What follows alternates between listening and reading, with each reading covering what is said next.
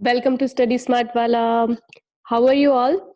So, students, today we are going to start with the chapter number 2, Kings, Farmers and Towns.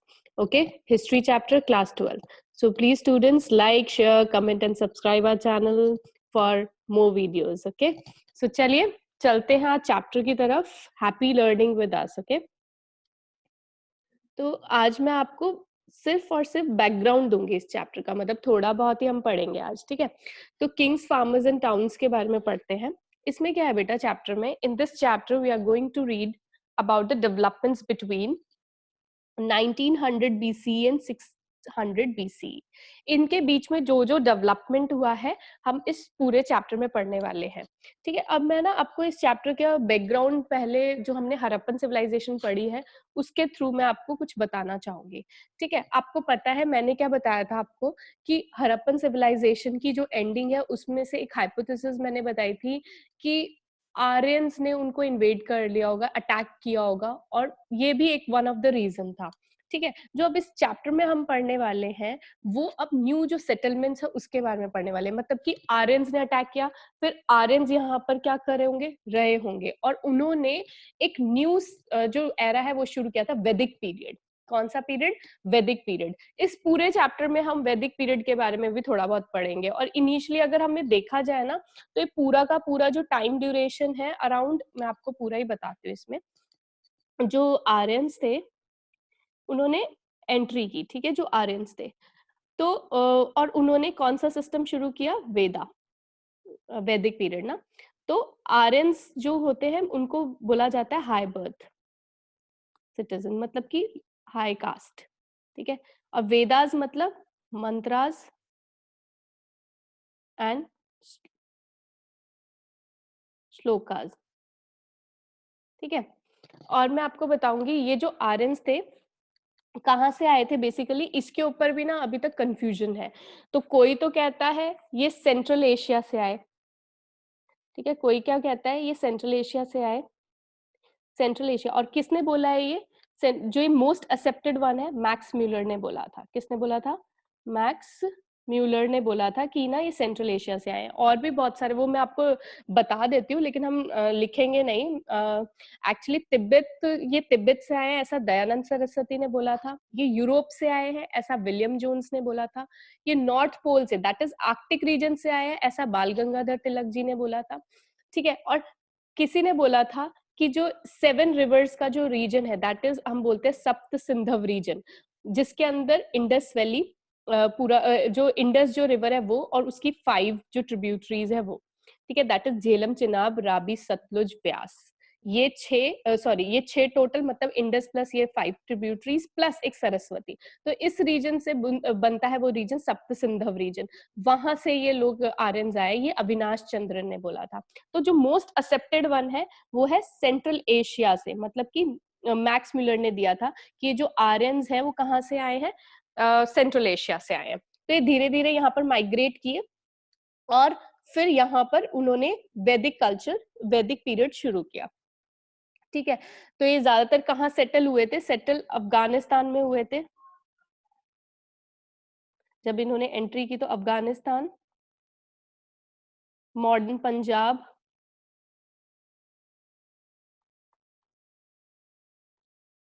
Modern sorry Pakistan, I need to write, sorry. ठीक है, modern Pakistan, Punjab, western UP.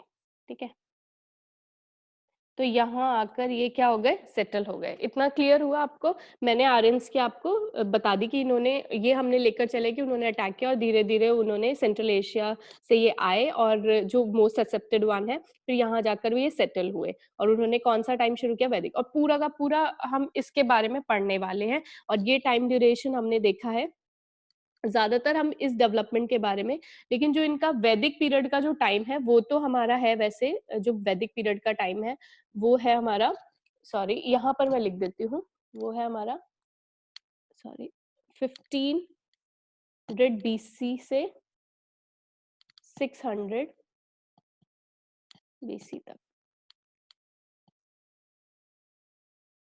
ठीक है, समझ आया आपको? तो ये हम बीसी जो है that is before Christ only, ये हमारा बिफोर कॉमन एरा है, ये भी हमारा किसमें काउंट होता है? बिफोर क्राइस्ट में। समझ आया आपको? तो हमने अभी तक इसकी बात की। अब इस टाइम पर हमारा ऋग्वेदा, ठीक है, इस टाइम पर ड्यूरिंग दिस पीरियड, इसी टाइम पर ऋग्वेदा जो थी वो कंपोज हुई थी। ऋग्वेदा, ये क्या है ऋग्वेदा? हमारी जो वेदास है, 4 वेदास होते हैं, ऋग्वेदा, सामवेदा, यजुर्वेदा, अथर्ववेद, उसमें से जो ऋग्वेदा है ओल्डेस्ट वेदा है। ये कंपोज हुई थी by the people living along the Indus and it's tributaries. वो लोग जो कि इंडस और उसकी ट्रिब्यूटरीज के आसपास रहते थे, हम आर्यंस की बात करें मेनली, तो उन लोगों ने ऋग्वेदा कंपोज की थी। क्या की थी? ऋग्वेदा कंपोज की थी। ठीक है, अब आगे चले। ये आपको समझ आया कैसे मैं लिंक किया मैंने हड़प्पन सिविलाइजेशन के बाद के पीरियड को? ठीक है, उस अब ये बहुत इंटरेस्टिंग होने वाला है। इस चैप्टर में आज हम थोड़ा बहुत ही लेंगे, ठीक है, फिर थोड़ा बहुत ही पढ़ेंगे, फिर धीरे धीरे मैं आपको डिस्क्राइब करती रहूंगी क्या हुआ। अब देखो, during this period agriculture settlements emerged in the many parts of the sub continent, including जो एग्रीकल्चर थी, एग्रीकल्चर सेटलमेंट का मतलब क्या है कि खेती बाड़ी लोग करने लगे और वहीं पर ही रहने लग गए। ठीक है, उनकी सेटल्ड लाइफ शुरू हो गई। तो कहाँ कहाँ पे बात की हुई है? Northern India, north India, Deccan plateau and parts of Karnataka, यहाँ पर। ठीक है, besides there is evidence of pastoral population in the Deccan and further south. अब देखा जाए तो ये भी एविडेंसेस मिले हैं, पेस्टोरल पॉपुलेशन मतलब कि जो चराते हैं, ठीक है, जो हर्ड्स को। तो ये सारे के सारा हमने देखा पेस्टोरल पॉपुलेशन देखी उधर। During this period new modes of disposal of dead, हमने एक और नई चीजें देखी, new modes of disposal of dead. Dead जब जब लोग मर जाते हैं उनका नया तरीका, ठीक है, making of elaborate stone structures. उन्होंने कैसे के स्टोन स्ट्रक्चर्स बनाने शुरू, जैसे कि एज ए मेगालिथ। मेगालिथ क्या होता है? क्या मेगालिथ मतलब एक बड़ा सा स्टोन स्ट्रक्चर, आप स्टोन स्ट्रक्चर बना देना।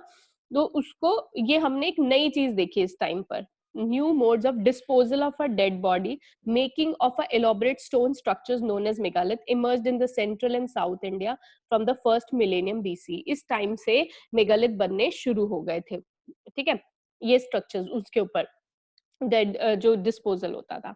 ठीक है, अब आते हैं next is, in many cases the dead were buried with the rich range of iron tools and weapons. और कई जगह देखा जाता था डेड को बरी किया जाता था और उसके अंदर क्या, आयरन टूल्स भी साथ में और वेपन्स भी साथ में रखे जाते थे। तो ये सारी चीजें देखने के लिए मिली।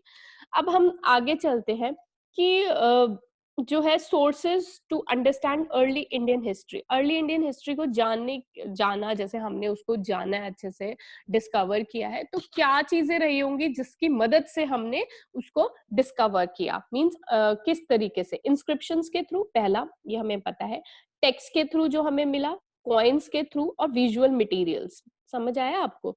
तो ये सोर्सेज क्या है जिनसे हमें इंडियन हिस्ट्री के बारे में जानने के लिए मिला।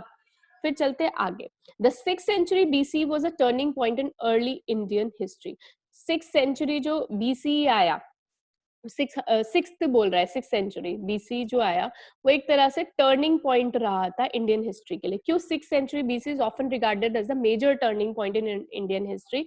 This era is known for some crucial development, क्योंकि इस टाइम पे बहुत सारी डेवलपमेंट, क्रूशियल डेवलपमेंट हुई थी, जैसे कि आयरन का यूज में ज्यादा आना, ठीक है, डेवलपमेंट ऑफ कॉइनेज, कॉइन का बनना, development of early states and cities, ठीक है, सिटीज सेटल्ड लाइफ शुरू हो गई थी, नई नई स्टेट्स बननी शुरू हो गई थी। आगे हम महाजन पद्स के बारे में पढ़ेंगे तो उससे आपको पता लगेगा कैसे रीजन्स बने थे। ठीक है, राइज ऑफ न्यू रिलीजन, नए जो रिलीजन है वो बने थे, जैसे कि जैनिज्म एंड बुद्धिज्म। तो समझ आया? तो ये वाला जो टाइम है 6th सेंचुरी बीसी, वो टर्निंग पॉइंट क्यों है अर्ली इंडियन हिस्ट्री के लिए? क्योंकि ये सारी क्रूशियल डेवलपमेंट हुई थी उस टाइम पर। ठीक है, अब हम बात करते हैं नेक्स्ट टॉपिक की, प्रिंसेप एंड पियादासी। ये क्या है? तो 1830 के में डिकेड में जेम्स प्रिंसेप जो थे, ध्यान से सुनना, जेम्स प्रिंसेस एक ऑफिसर थे ईस्ट इंडिया कंपनी के। कहाँ की ईस्ट इंडिया कंपनी? आपको पता है कौन सी कंपनी है? ये ब्रिटिश कंपनी है, जो कि याद है आपको तो यही वाली ईस्ट इंडिया कंपनी ने ही सबसे पहले हमें ऊपर रूल करना शुरू किया था। समझ आया आपको? याद आ रहा है ईस्ट इंडिया कंपनी है क्या? डेसिफर्ड, ये ईस्ट इंडिया कंपनी के ऑफिसर थे, जेम्स प्रिंसेप। उन्होंने क्या किया? डेसिफर्ड मतलब खोजा, किसको? Brahmi and Kharosthi scripts used in earliest inscriptions and coins, मतलब कि अभी तक हम पता नहीं लगा पाए थे, लेकिन जेम्स प्रिंसेप ने बहुत ही अच्छा काम किया है। जो हमारी जो इंस्क्रिप्शंस थी, जो पुरानी जो भी जो भी इंस्क्रिप्शन थी इस ड्यूरेशन की और कॉइन्स जो थे, ठीक है, इस टाइम के, उस उन्होंने 1830 जो था 1830s डिकेड के अंदर इस ब्रह्मी लैंग्वेज को, स्क्रिप्ट को और खरोष्टी स्क्रिप्ट को डेसिफर किया, समझ लिया। अब समझ लेंगे तो हमें ये भी पता, यही तो एक सोर्स ऑफ मटेरियल जो है हमें हिस्ट्री बताएगा कि पहले लोग क्या मानते थे, क्या होता था, उनका एडमिनिस्ट्रेशन क्या होता था, उनका लाइफस्टाइल क्या होता था। तो उन्होंने ये वाली स्क्रिप्ट समझ ली, ठीक है। King's name found on the coins and refer to as a Piyadasi. उन्होंने ये देखा कि जो कॉइन्स के ऊपर लिखा जाता है, कॉइन्स पे किंग बने रहते हैं और उनको पियादासी के नाम से लिखा जाता है। पियादासी क्या होता है? पाली लैंग्वेज का वर्ड है जिसका मतलब होता है one who looks with kindness, जो कि लोगों की तरफ दया की भाव से देखता है, दया के भाव से देखता है। There were a few inscriptions which also refer to the king as a Ashoka. बहुत सारी ऐसी इंस्क्रिप्शन मिली जिसमें किंग को अशोका बोला गया है, मतलब कि बेसिकली अशोका के बारे में है। One of the most rulers known from Buddhist. ये एक अशोका एक ऐसे किंग रहे हैं जिनका बुद्धिस्ट टेक्स्ट में भी बहुत ही अच्छे से वर्णन है, मतलब बहुत अच्छे से बताया हुआ है उनके बारे में, ठीक है। This give new direction to the Indian history. इससे हमें इंडियन हिस्ट्री के बारे में और भी बहुत कुछ जानने के लिए मिलता है, जो कि मैं आपको अपनी फॉलोइंग वीडियोस में बताऊंगी। अभी आज मैंने एक बहुत ही छोटा सा टॉपिक लिया, छोटा सा ही मैंने ये वाले 2 ही टॉपिक पढ़ाया आज आपको। इसको एक बार दोबारा देख लेते हैं हम, ठीक है। किंग्स, फार्मर्स एंड टाउन्स, आज मैंने जस्ट स्टार्टिंग किया इस चैप्टर की। मैंने आपको बताया कि इसमें क्या, कौन से पीरियड की बात करेंगे हम, इस वाले पीरियड की बेसिकली, ठीक है। इसमें ही ऋग्वेदा बनी थी, ठीक है। और फिर उसके बाद मैंने ये बताया कि आर्यंस आए कहाँ से, कहाँ माइग्रेट किया उन्होंने, ठीक है, कहाँ से बेसिकली एक्सेप्टेड थ्योरी है, सेंट्रल एशिया से, ठीक है। और मैक्स मुलर ने बताया था ये। ऋग्वेदा और 4 वेदास जो है यहाँ कंपोज है, तो सबसे अर्ली जो ओल्डेस्ट वन हम मानते हैं कि जो सबसे पुराना हमारा वेद है वो है ऋग्वेदा, ठीक है। फिर उसके बाद इस पीरियड में एग्रीकल्चर सेटलमेंट्स देखने के लिए मिली नॉर्थ इंडिया में, डेक्कन प्लेटू में, कर्नाटका में। पेस्टोरल पॉपुलेशंस भी देखने के लिए मिली। डेड बॉडीज को अलग ढंग से दफनाने की प्रक्रिया देखी गई, मतलब कि उसके ऊपर मेगालिथ बना दिया जाता था, ठीक है।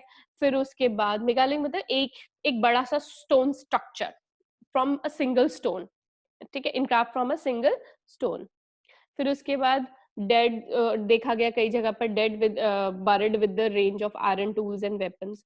सोर्सेज हम पता लगा सकते हैं क्या, इंडियन अर्ली हिस्ट्री के क्या सोर्सेज जिनसे हम हिस्ट्री के बारे में पता है, इंस्क्रिप्शंस हो गई, टेक्स्ट हो गए, कॉइन्स हो गए, विजुअल मटेरियल हो गया, ठीक है। फिर हमने पढ़ा कि 6th century BC turning point क्यों बना था अर्ली इंडियन हिस्ट्री का, क्योंकि ये हमने क्रूशियल डेवलपमेंट हुई थी उस टाइम पर, ठीक है। अब ये जो क्रूशियल डेवलपमेंट है मैं अपनी नेक्स्ट वीडियो में आपको अच्छे से समझाऊंगी कि क्या, कैसी स्टेट्स डेवलप हुई, अर्ली एम्पायर क्या था, ठीक है, वो सब हम पढ़ेंगे।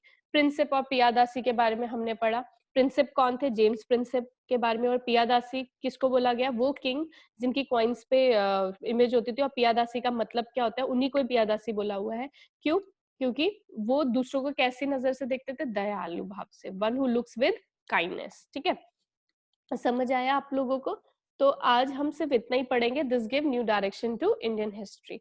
सो students, I think I made you understand, and we verged into a new chapter, and we'll definitely going to learn this chapter in an enthusiastic way. But the thing is that today I'm not able to cover the most concepts. So today I have just started the chapter. Again, in my following video, I'll explain this again to you, and will elaborate the things later on. Okay, so like, share, comment, and subscribe our channel. Be with us, and please motivate us. I'll tell you that please motivate us. And seriously, your motivation works a lot for us. Your subscription, your comment, your share, your like works a lot. So happy learning with us. Have a great day ahead. Take care, students. We'll meet soon.